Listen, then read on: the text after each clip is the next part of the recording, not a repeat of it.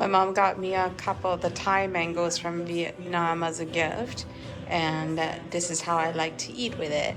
Or this is how I like to eat it actually. I will make a fish sauce with chili and sugar and then cut up the mango like this and then dipping the sauce.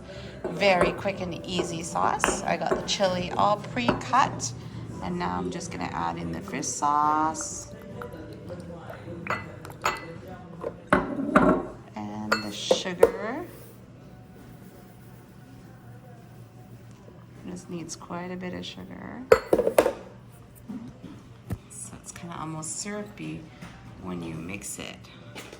So now all I need to do is mix it up.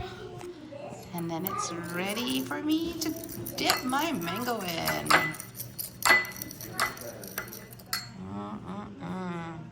Cannot wait.